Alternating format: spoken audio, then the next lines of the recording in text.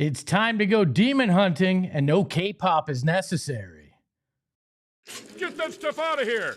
It's Southwest Bias!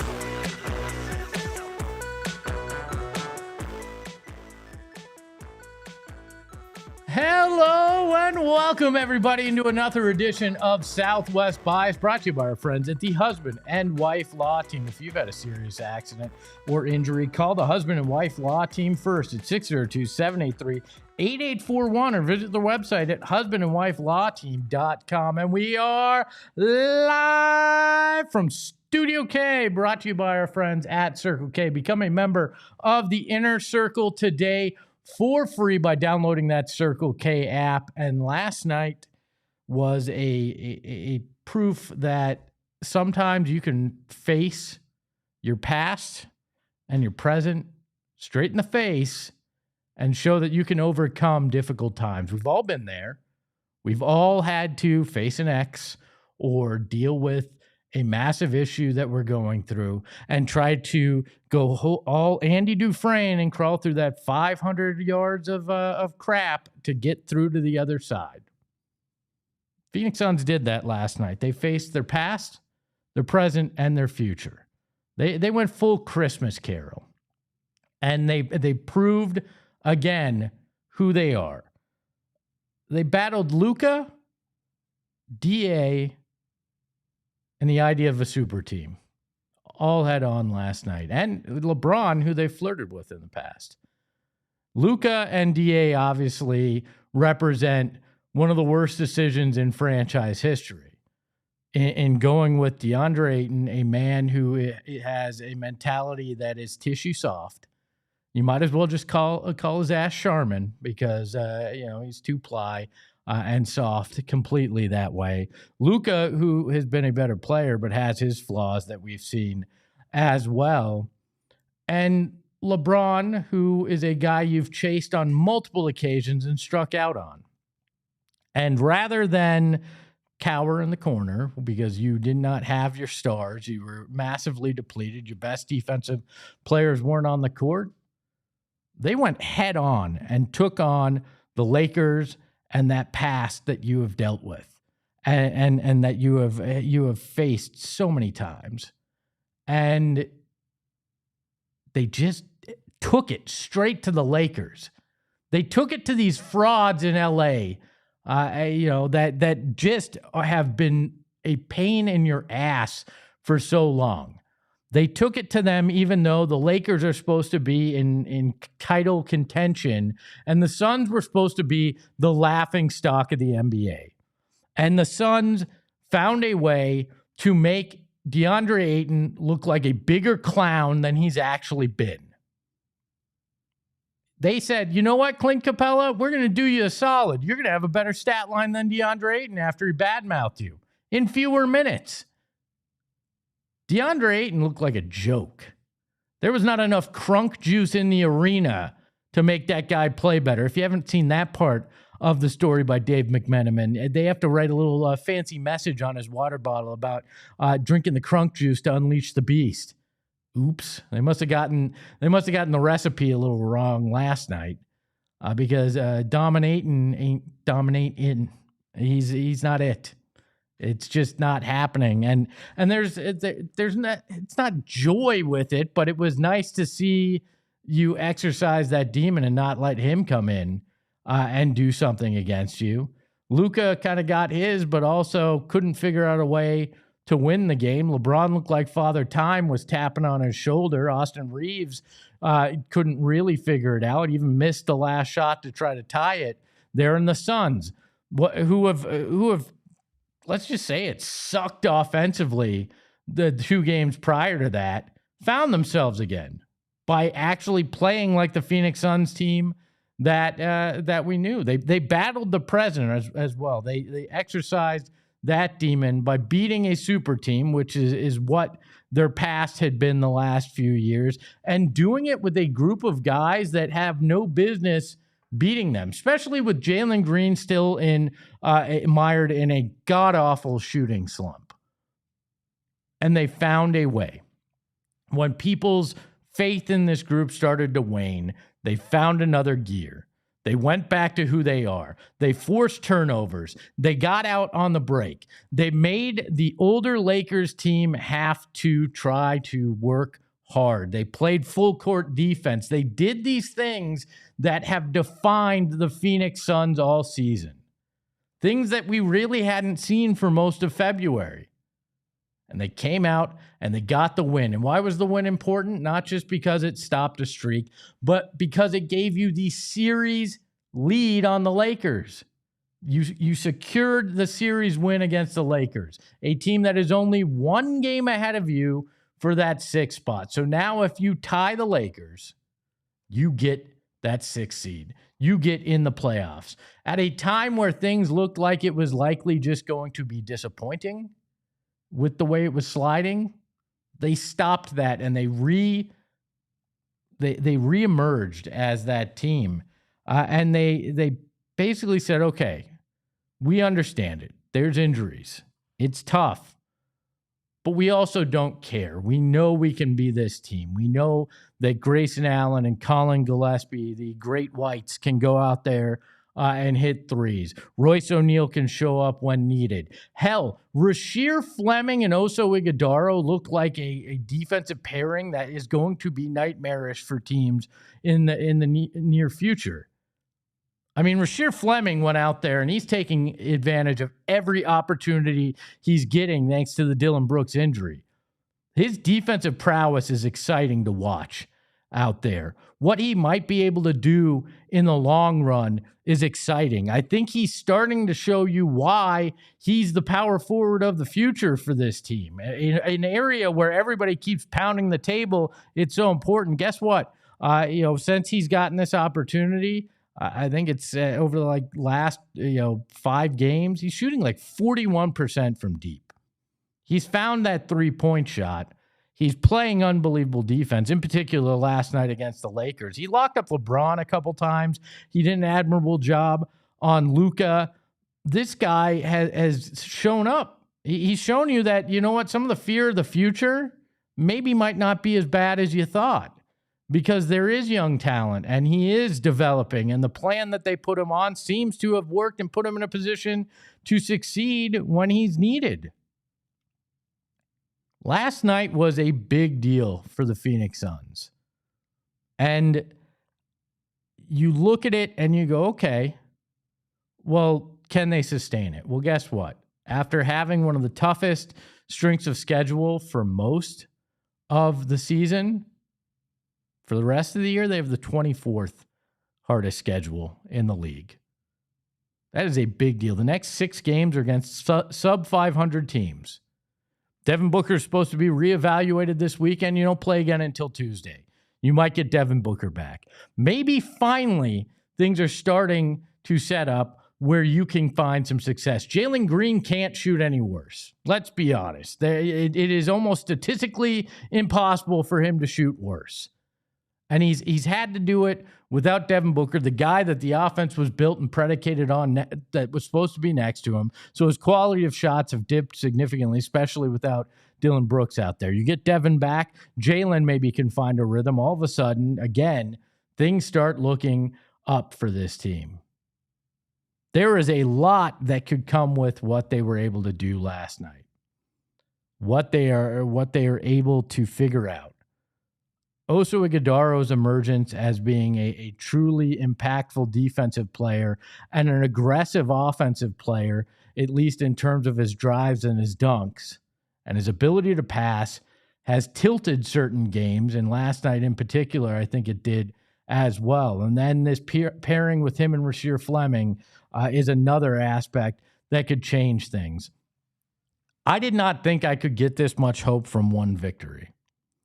But as Deborah, one of the bias in the chat, says, Grayson looked good too. Yeah, Grayson coming back from injury appeared to turn a corner, especially in that third quarter when he just went off, hitting threes, leading the offense, just running things. Jordan Ott last night, a guy who's taken a lot of crap about his lineups and not adjusting enough, went out in the third, and the starters started to crap the bed, quite honestly, and he pulled them all. And he put Grayson and the bench back in, including Rasheer Fleming, and they went on a huge run. They were down 11 in the third, and that bench unit led them all the way back to a tie at the end of the third quarter. And then Ott made another adjustment going into the fourth, and it paid off as the starters, at least most of the starters, came back in, and they built a lead. And then in the end, 22 seconds left, he says, you know what? We're putting all shooters out there because I know if we play this right, we are going to get the last shot and we can dictate what happens. So you can go watch this video on the Suns' Twitter account. It shows him telling Grayson Allen, we can get that ball in the backcourt. We can kill 7 seconds there. And then ball's in your hands. We're going to get the last shot here. And what did Grayson do? He did exactly what was necessary. And Ott could have gone to Colin Gillespie as the ball handler, the logical point guard, but he said, no, I've seen Grayson and what he's able to create, how he's able to get in the lane, and then he's able to pass it to his teammate. Grayson does just that. He hits Colin in the corner, and Colin, without even thinking, kicks it straight to Royce for the better, more open shot. And Royce O'Neal, a man who has struggled over the last handful of games, came up and hit that shot. Jordan Ott pulled every lever correctly last night. This was overall a very, very encouraging win as you're fighting for the playoffs. Jalen Green will find his way. I'm a big believer in that. If you want to write him off, you can do that to your own detriment. You want to take some victory laps because you think, oh, see, I told you he's going to be bad. He's played essentially 10 full games this season, and not in a row. So we've played preseason and a handful of games without the other stars. And, he's coming off of hamstring issues, which means he wasn't able to use his legs to their fullest extent that entire time. You don't think that's going to impact a guy? It does.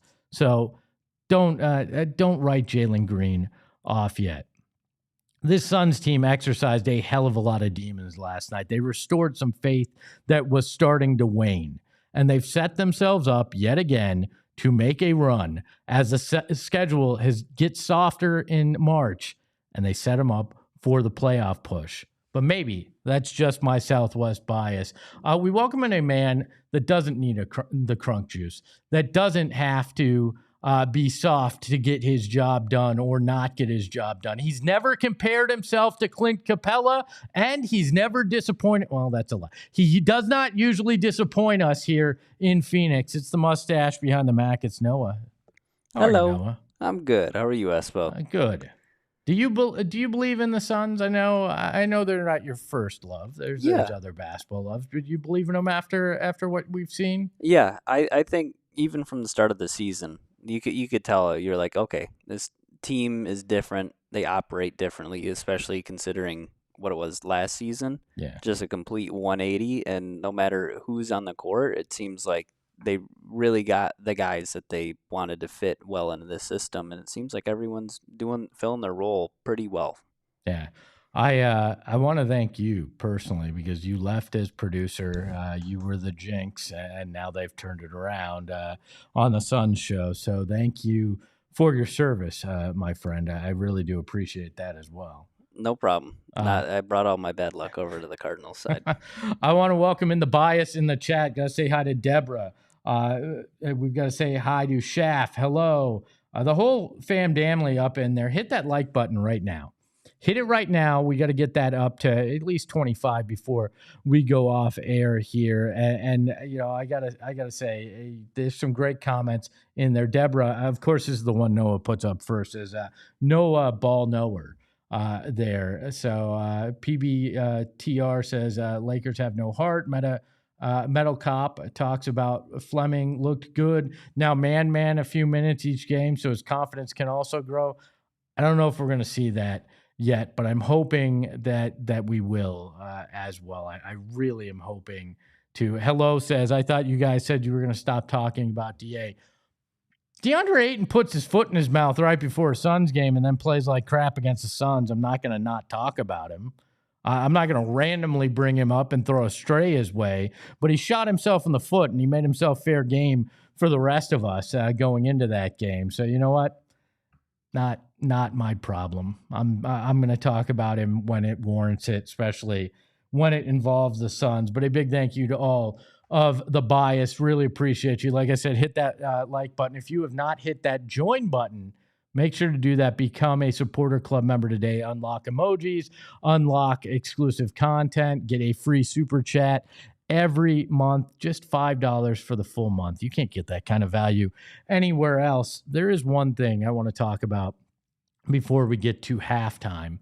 It is the fact that despite the owners trying to kill it, the zombie report card is out from the NFLPA, and guess what? The Cardinals have something to celebrate. Noah, drop it on us. All right, it's time to say we're 31st. We're 31st. They moved up one spot. They are not the worst team in the NFL. They are the second worst team in the NFL when it comes to NFLPA grades. And don't you worry, Michael Bidwell, the only owner to get an F on that report card.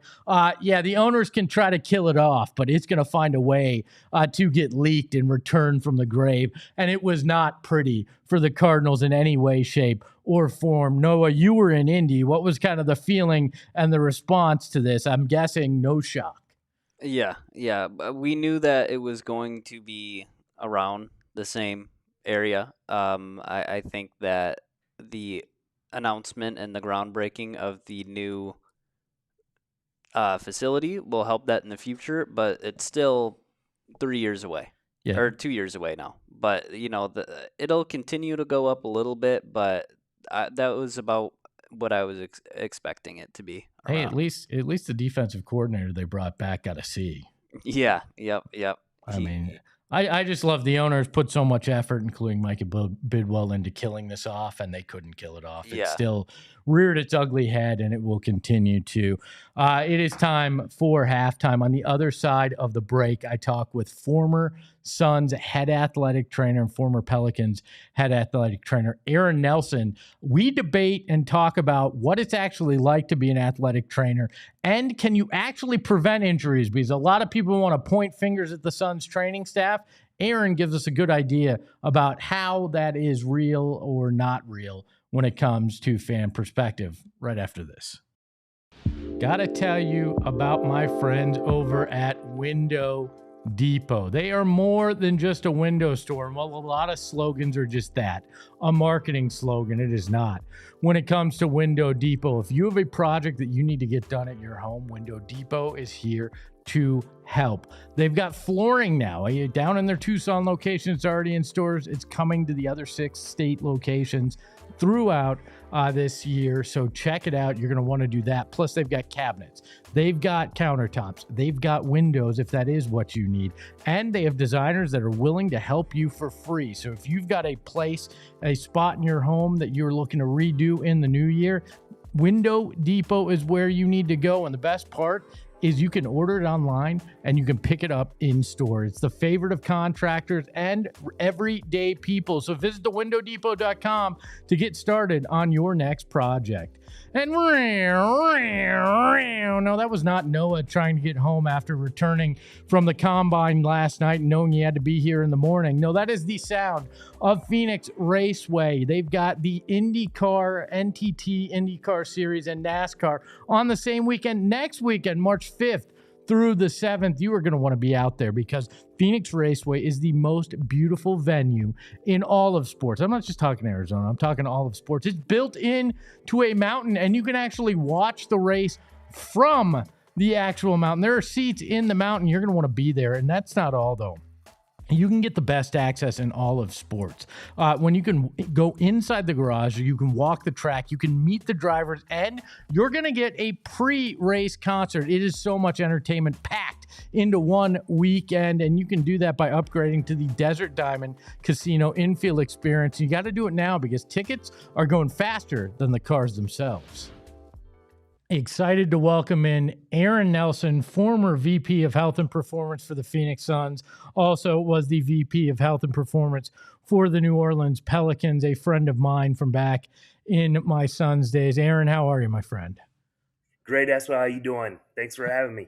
I'm doing well. We were reminiscing about how long ago it was we were both in Phoenix on the NBA side. Life changes a lot, but one thing that doesn't change is your vast knowledge when it comes to this subject matter. So I appreciate you taking a few minutes. And I think in today's sports world, when injuries happen, in particular, in the NBA with a lot of these soft tissue injuries and other things, fans turn straight to the athletic department and the trainers and kind of point fingers in that direction.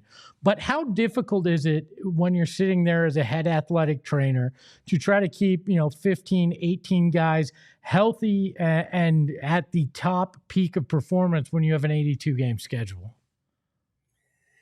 Yeah, it's difficult, and you make plans for each individual. You're not looking at just the team. So I think, right off the bat, you talk about 17, 18 players. Yeah, it's 17, 18 players, but you try to look at them individually and look at their strengths and their weaknesses, and what you can do to help them move better and hopefully prevent injury or I don't want to say prevent, minimize any risk of injury.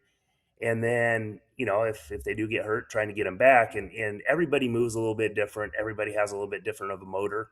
Um, you get some guys that are high jumpers and some guys that can't get more than 20 inches off the ground. So you get different athletes. So you got to treat them all differently. And it's a challenge because you are now. Back in the day, you could kind of do okay, we have 10 players. Go way back to the early Suns days, and you have 10 players, and it's pretty much the same thing. Here, do some stretching. Here's an ice bag. See you later. And now it's very, very specific. There's so many things out there, so many resources that health and performance staffs can use to look at the athlete as an individual and focus on what they need to do to help them not only, again, minimize injury, but play at a high level and perform really well. Yeah, you backed off the word prevent, and I wanted to ask that specifically. You can't really per se prevent injury, right? You can put the athlete in the best situation to try to remain healthy, but it's not so much being actually able to prevent anything from happening, correct? Well, again, you look at mitigating injury risk, and we always use injury prevention. We used that in the past, and I think because of this, with people saying, well, why are they not healthy if you're doing all this injury prevention stuff? Well, there's injury prevention, and the way I look at it is you can definitely help prevent. Doesn't mean it's going to not happen, but you can help prevent the injury by, again, making sure they're moving well. One, make sure that things that aren't moving well are starting to move better, and things that are weak are getting stronger. And that might be very foundational, very small, minute, and then going globally on the bigger picture. So we are trying to prevent it, but I think because of terminology and the way things are viewed, a lot of people say, "Oh, I'm trying to minimize the risk of injury." I still think injury prevention is, you there's things we can do clinically. I could tell you as well that I look at player X, Y, and Z, and I've done these things, and they had no soft tissue injuries during the year because clinically and through research, it shows that by doing these things help with injury prevention for, soft tissue injuries. So I'm going to have maybe a 70% less likely chance of them getting hurt, but there's still a 30% chance they do get hurt. And so you can say prevention, which I still like, but I also understand why people are saying I'm trying to minimize the risk, because then it's very upfront. Like if I say I'm preventing something and you think, okay, it's not happening, I'm preventing it from happening. Well, there's a chance it's still going to happen. So if you want to say minimize risk, then you say that. When you look at it, when you're helping a high performance athlete, I think a lot of people go, oh, well, you'll focus on that one area that a certain person may have injured, but it's about the whole body and kind of the kinetic chain working together, correct? There's multiple factors that go into keeping an athlete at peak performance. Absolutely. And again, you look at joint motion at the great toe, the ankle, the knee, the hip, all the way up, the entire connect chain, as you said. And you have to make sure that the range of motion is within normal limits, and you have to make sure that they have, the strength to maintain that range of motion. And if they don't have it, you want to establish the range of motion and then strengthen in that range of motion. So you're not all of a sudden, let's just strengthen, and you get a stiff guy that, you know, I like the analogy of you can put this big, strong engine into the person, and if they have bad brakes, it doesn't matter. You're probably going to have something more catastrophic happen than not. So you want to fix everything from the bottom, from the foundation, and then work your way up globally. The small things are sometimes the biggest things. It's not a matter of, can I increase your vert by 4 more inches? Yeah, but let's get you stronger first, because if you jump higher, you've got to go higher up, and you're going to come down from a higher value. And so you want to set them up for success. You don't want to set them up for injury. So it's the very small things, and then working up to the bigger things to make sure that you kind of dot your I's and cross your T's, I guess. You mentioned testing. How often are you looking at athletes and trying to understand the strength in certain areas or areas that they might need additional work on? I don't think people realize that the head athletic trainer and his staff are doing that as well. I think they probably look at more like a mechanic. Somebody comes in, this is hurting, but you're actually kind of doing the diagnostic work a little bit as well. Yeah, and that's where you rely on a staff, because it's just not one person doing it. It's a group of us, and it's very important. And in Phoenix, we had an incredible staff, and you have a lot of trust in the people you're working with, and how things are getting accomplished. And so it depends on what we're testing. And I don't want to throw out different companies' names or whatever, but if you're looking at particular muscle testing, you might do it once or twice a month. Or I should say that you might do it weekly, you might do it twice a month. Some things you might do only a month because they take longer. And I think the challenge is, and what a lot of people don't really understand, is that we don't have all the time in the world to do all the stuff we want to do.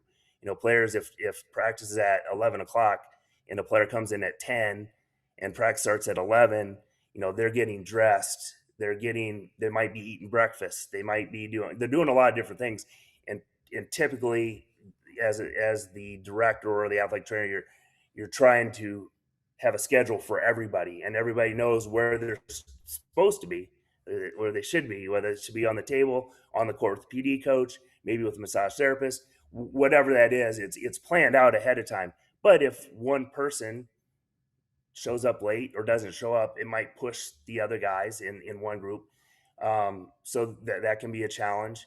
But again, if they come in at 10 for an 11 o'clock practice, and they go from practice from 11 to 10, say 12:30, and then they get on the court for 30 more minutes with a PD coach, and they're like, I'm out. I have, like I said, photo shoot. I'm going to meet my agent for lunch. I'm going, whatever it is.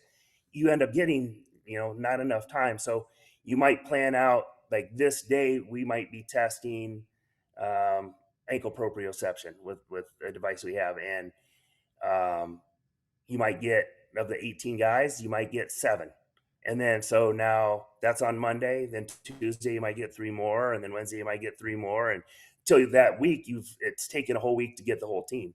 And then 2 weeks later, you're going to do the same thing all over again. And so it's hard to get everything in that you want to get in, because there's things that you can look at. You use force plates to look at counter movement jumps, and it doesn't take very long to do it. I mean, you can get done in a minute or two once it's set up. It's just a matter of getting them through and warmed up and doing it, and then on to the next thing. So to your question, you try to do things, monthly, sometimes bi-monthly if you're lucky. but you plan that out. And I know the NBA has put some things in place that's mandatory through the Player Association, and they're doing that now this year. I think they might have started last year. And then the things that teams want to do on the side are they're on your own. And so the more you do, the harder it is, because the less time there is for the players and what they're going to give you. But you also get guys that are like, they want to know everything that's going on with their body. And so you might get a few guys that are, awesome. You get them right on time. Then you get some guys that don't want to know at all. And so you're chasing them down, running down, and trying to figure out the best way to try to get them to do it. But it's all positive stuff. It's us trying to do our job so we can, again, mitigate injury risk and help them perform. All the Suns fans want to see guys, not just book shooting 3-pointers, but guys flying down and doing 360s and doing all kinds of crazy athletic stuff. And we're trying to help with that. So it seems like it's a lot of data driven now, a little different than the Magic Fingers Joe Prosky days, right? It's data based in a lot of ways, based off those tests. It is. It's a lot of stuff, and you have to. I think to be successful, you have to pick and choose the right things, and you can't do a lot of it. Like, you've got to pick, what am I going to get the most bang for my buck? Just like anything in life, right? You pick what is my best opportunity to help the cause, and in this case, working with the athletes and trying to prevent or reduce injury risk and perform at a high level. We're going to pick these 6 to 8 things rather than 25 things. You can't get it. And you could do a couple different things every week or every couple weeks throughout the year and not add up the important things. And then what are you really looking at? And so I think it's important too, for people to understand that every team's different. Every team does something a little bit different. And a lot of teams do a lot of the same things, but we're trying to help our athletes, the best way we can. And it's not just the technology, but it's also the interaction with the athletes and trying to help them understand. It's not like, get over here, get on the machine, it's time, it's there's finesse. I mean, for a lot of them, we're friends, and others, they might have a short stop. They might be on a 10-day and so things are different, and you got to treat the athletes different depending on who they are and kind of what makes them tick. But in the big picture, we're just trying to do what's best for them. A big thank you to Aaron Nelson, former head athletic trainer for the Phoenix Suns and the New Orleans Pelicans.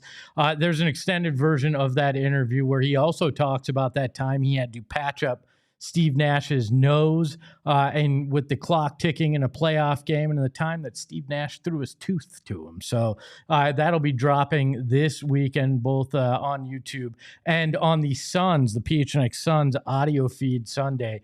So check that out. A lot of interesting conversation there in terms of how the Suns training staff actually is probably facing these injury issues, and how it's not as simple as, well, they didn't do good enough, and that's why guys are getting injured. A big thank you to the mustache behind the Mac, Noah. I don't know why I just slurred your name. Noah, the mustache behind the Mac. We thank him. We thank all the bias in the chat. Hit that like button on the way out. And you know what? You can follow the show at PHNX_sports. You can follow me at Espo. And remember, the Phoenix Suns are playing better. Hopefully it sticks. Ahoy, hoy. We all silly like the mayor.